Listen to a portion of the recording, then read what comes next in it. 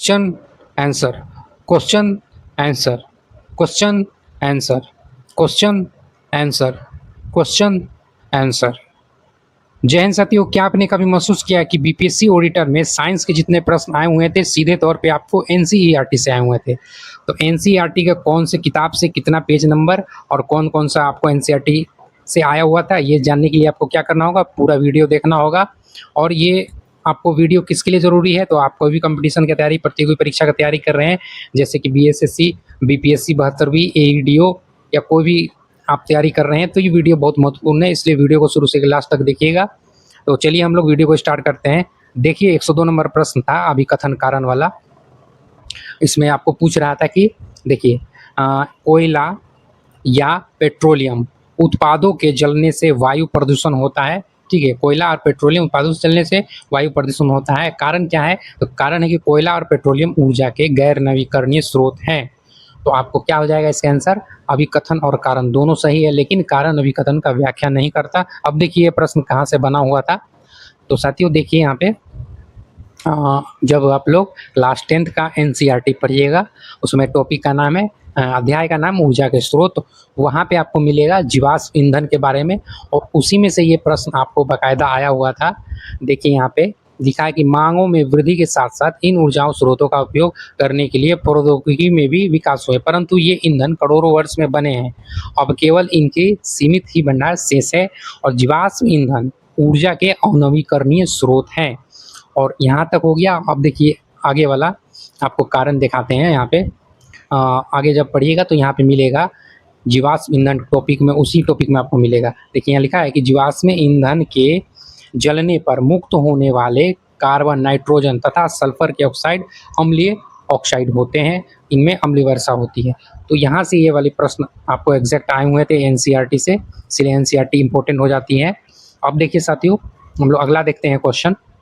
111 number है। 111 number, निम्नलिखित में से कौन सा ब्रांस्टेड अम्ल एवं ब्रांस्टेड क्षार दोनों जैसा कार्य करता है, तो हो जाएगा बी इसका।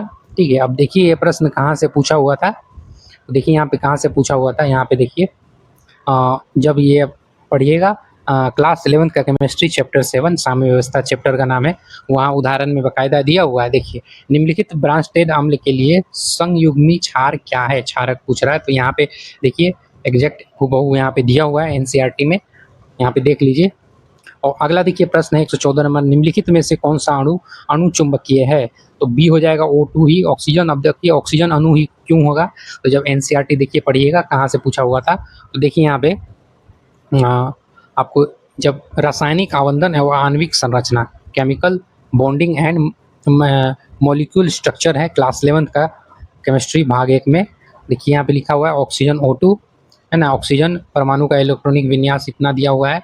और उसी क्रम में जब आप पूरा यहाँ आगे देखिएगा, देखिए है ना, इसलिए यहाँ पे लिखिए इसके अनुसार ऑक्सीजन अणु को अणुचुंबकीय होना चाहिए, ऐसा प्रायोगिक तौर पर भी पाया गया है। तो ये जब पूरा पढ़िएगा तब आपको समझ में आ जाएगा, क्योंकि एनसीईआरटी में वन लाइनर फैक्ट नहीं होते हैं, एक पूरा पेज पढ़ने पे ही आपको पता होगा। तो देखिए यहाँ पे आगे देखते हैं। यहाँ पे आगे देखिए क्वेश्चन यहाँ पे भी है कि O2 molecule should be paramagnetic. ठीक है, यहाँ से आपको आया हुआ था। आगे देखिए यहाँ पे 115 नंबर है कि कार्बोक्सिक पेप्टिडेज। ठीक है, कार्बोक्सिक पेप्टिडेज किस धातु का एंजाइम है, तो किस धातु का एंजाइम होगा, तो इसका जिंक हो जाएगा, Zn। ठीक है, सी हो जाएगा इसका राइट। अब देखिए जिंक जो होगा क्यों होगा, तो ये कहाँ से बना हुआ था, तो देखिए यहाँ पे प्रूफ में आप जब क्लास 11th का ज्योग्राफी, क्लास 11th का बायोलॉजी पढ़िएगा, उसमें अध्याय 9 में जैव अणु चैप्टर है, उसी में बाकायदा आपको दिया हुआ है। देखिए धातु एंजाइम जो पूछा है वही लगा देखिए कि जैसे प्रोटियोलिटिक एंजाइम और कार्बिक्स पेप्टिडेज से जिंक एक सहकारक के रूप में जुड़ा होता है। तो पूरा आप यहाँ पे चैप्टर ही बता दिया, आप पूरा देखिएगा तो यहीं से आपको ये बना हुआ था हूबहू एनसीईआरटी से। अब देखिए यहाँ तक हो गया। अब हम लोग आगे देखते हैं। आगे देखिए 116 नंबर है कि राउल्ट का नियम गणितीय रूप से प्रदर्शित किया जाता है, तो कैसे, तो ए हो जाएगा आपको एग्जैक्ट। ये देखिए एग्जैक्ट जो है ना, यहाँ पे राउल्ट का नियम इसी तरीके से आपको प्रदर्शित होता है। और देखिए ये कहाँ से बना हुआ था, तो राउल्ट का नियम यहाँ देखिएगा, विलियन चैप्टर जब क्लास 12 का एनसीईआरटी पढ़िएगा, विलियन, ठीक है, विलियन चैप्टर 35 पेज नंबर पे वहाँ पे दिया हुआ है। देखिए जहाँ से बना हुआ था वही देखिए, ज़्यादा हम अलग अलग सब पेज नहीं लिए हैं, जो जहाँ से बन रहा है वही पेज है, पेज लिए हैं डायरेक्ट। देखिए यहाँ पे वो आप लोग देख सकते हैं, यहाँ से आपको राउल्ट के नियम के बारे में मिलेगा। तो यहाँ से ये वाले प्रश्न आपको आए हुए थे। आगे देखते हैं हम लोग। आगे देखिए ये वाला प्रश्न सुमेलित करने वाला आया हुआ था आपको। अब देखिए ये सूची 1 सूची 2 है, तो जब आप देखिएगा सूची 1 सूची 2 को मिलाना है। अब देखिए SBF3 हो जाएगा आपको स्वार्ट्स अभिकर्मक, और सी आपको ए नंबर हो जाएगा, ए नंबर क्या हो जाएगा, तो विलिकंस उत्प्रेरक, ठीक है, और ए का 4 हो जाएगा और डी का 2 हो जाएगा। तो उस हिसाब से ए हो जाएगा इसका आंसर।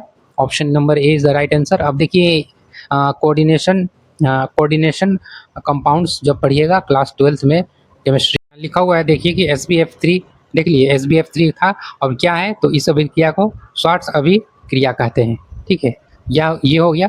और उसके बाद देखिएगा तो यहाँ पे देखिए उसी चैप्टर में विलिकंसन्स उत्प्रेरक, तो यहाँ से आपको रेडियो संकुल का आया हुआ था, हूबहू आप लोग देख सकते हैं लिखा हुआ है। उसके बाद आगे देखिए, आगे जो प्रश्न है आगे है कि pH मान वाला आया हुआ था कि वह विलियन जिसका pH मान 5 है वो क्या है, तो ये क्या होगा, तो एसिडिक होगा आपको, यह अम्लीय होता है, एसिडिक होता है। अब देखिए कहाँ मिलेगा आपको, तो जब आप लोग एनसीईआरटी क्लास 12 का केमिस्ट्री पढ़िएगा, उपसंयोजन यौगिक, ठीक है, कोऑर्डिनेशन कंपाउंड्स, वहीं पे आपको मिल जाएगा।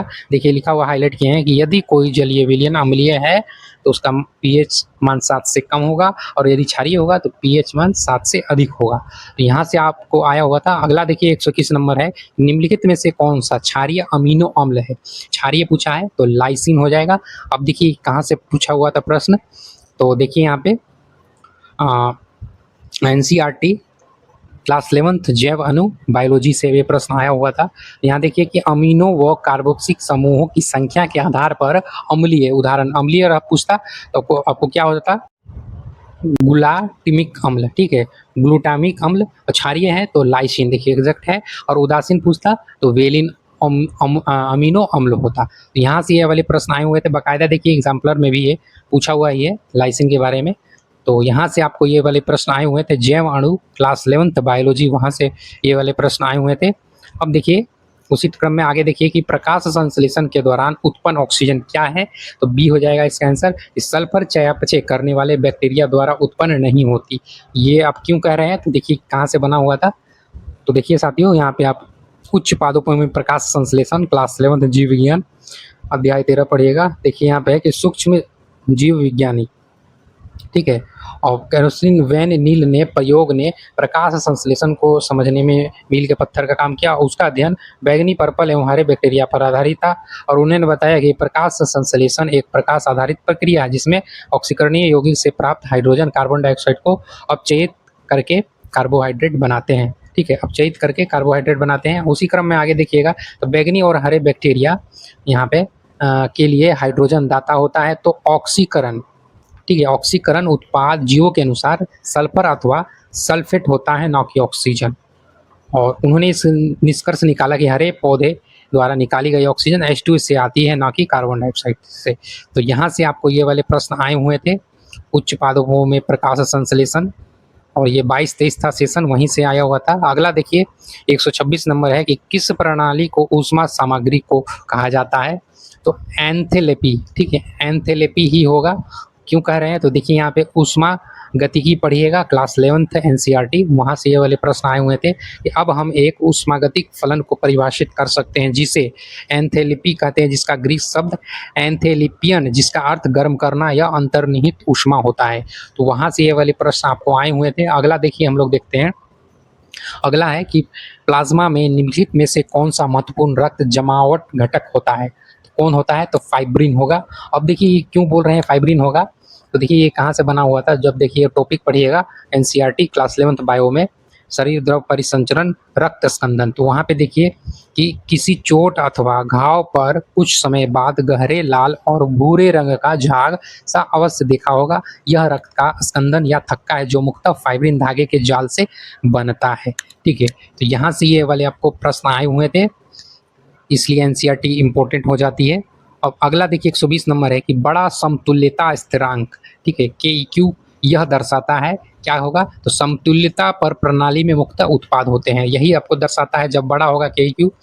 अब देखिए क्यों बोल रहे हैं, तो जब साम्य व्यवस्था क्लास 11th का पढ़िएगा वहाँ पे आपको मिल जाएगा। देखिए यदि केसी अगर बड़ा होगा 10⁻³ हो तो उत्पाद अभिकारक की तुलना में ज़्यादा बनेंगे।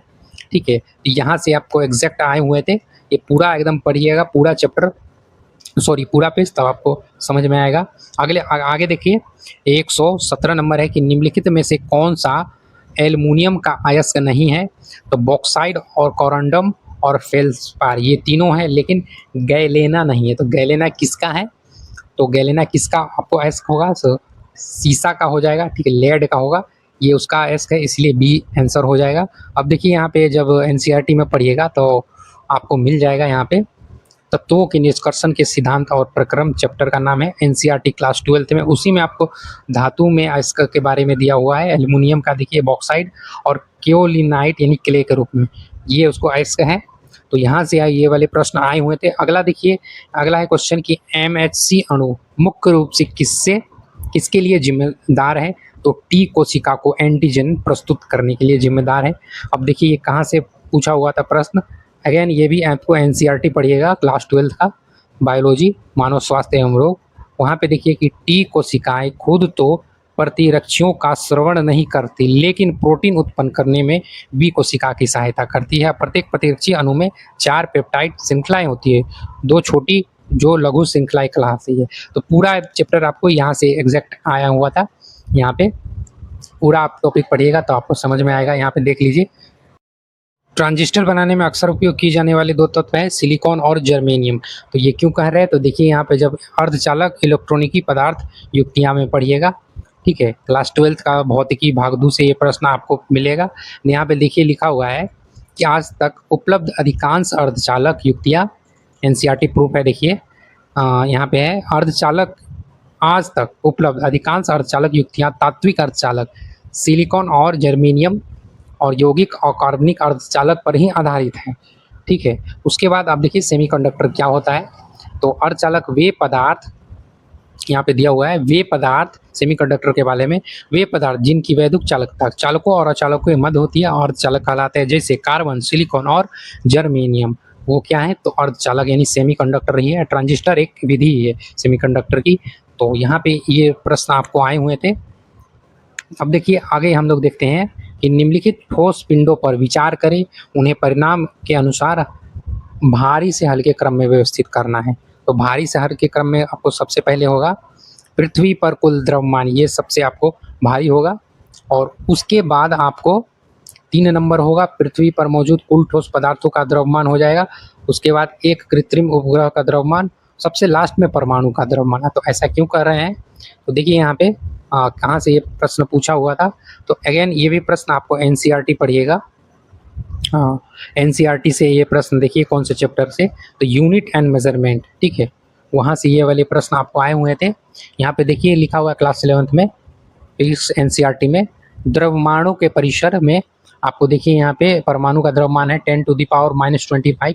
उसके बाद सूर्य का है, पृथ्वी का है, देखिए सॉरी पृथ्वी का है 10⁻25 और चंद्रमा का है 10⁻23।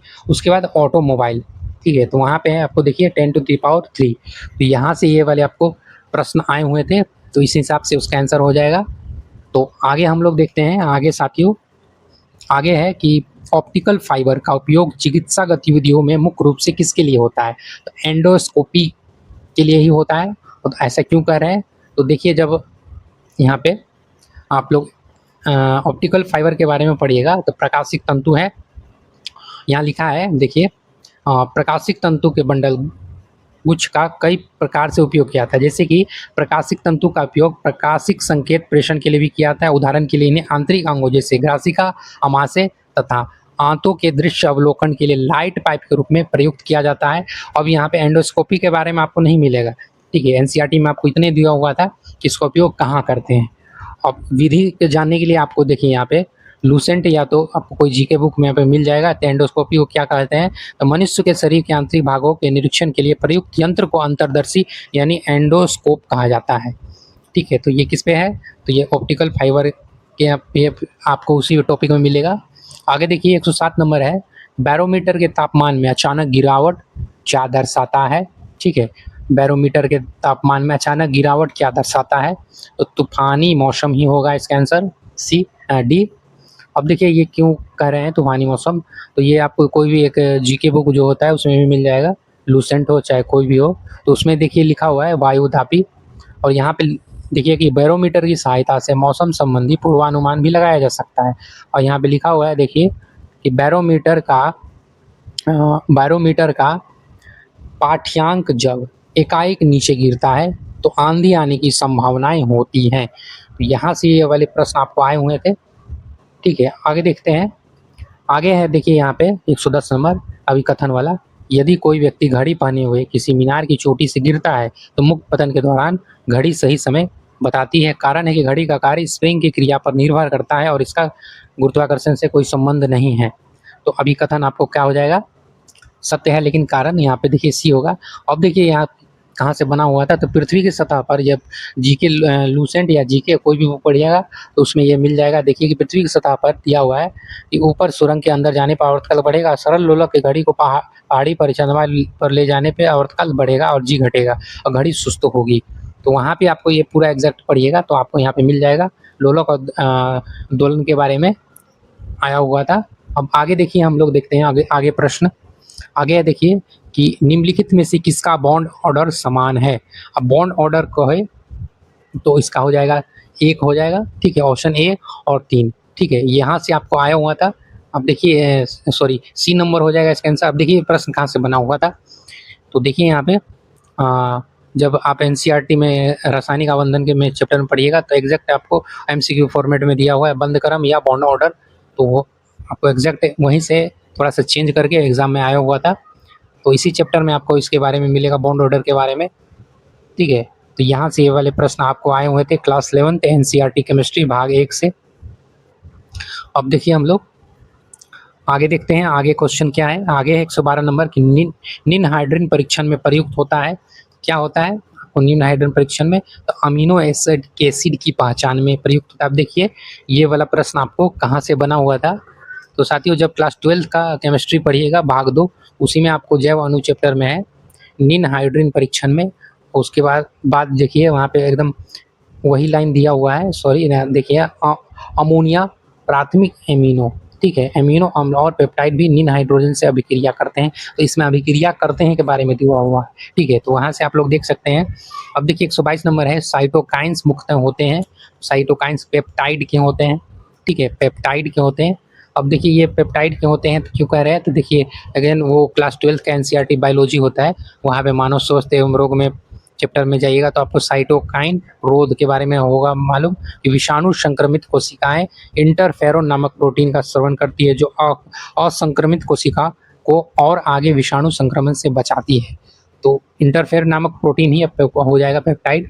अब देखिए साथियों अगला देखिए 109 नंबर है कि यहाँ पे बोला है कि तांबे के एक ठोस गोले को गर्म करने पर क्या परिवर्तन देखा जाएगा, तो गोले की त्रिज्या में और गोले की पृष्ठीय क्षेत्रफल में, लेकिन द्रव्यमान में कोई परिवर्तन नहीं होगा। इस हिसाब से ए और बी हो जाएगा, D is the right answer, ठीक है। तो आपको देखिए अब ये वाला प्रश्न आपको साथियों सी नहीं होगा। अब देखिए ऐसा क्यों बोल रहे हैं, तो देखिए आप कहाँ से बना हुआ था प्रश्न आपको एनसीईआरटी से। तो देखिए जब आप लोग क्लास 11 का फिजिक्स चैप्टर 10 पढ़िएगा उसी में आपको दिया हुआ है कि किसी ताप पर, एक मिनट यहाँ पे देखिए लिखा हुआ है, किसी वस्तु के ताप में वृद्धि होने पर उसकी विमाओं में वृद्धि होने को तापीय प्रसार कहते हैं, ठीक है। और लंबाई में प्रसार को रैखिक प्रसार, क्षेत्रफल में प्रसार को क्षेत्र प्रसार और आयतन में प्रसार को आयतन प्रसार। अब इसमें पूरा एकदम पढ़िएगा तो आपको समझ में आएगा कि प्रश्न आपको यहाँ से बना हुआ था।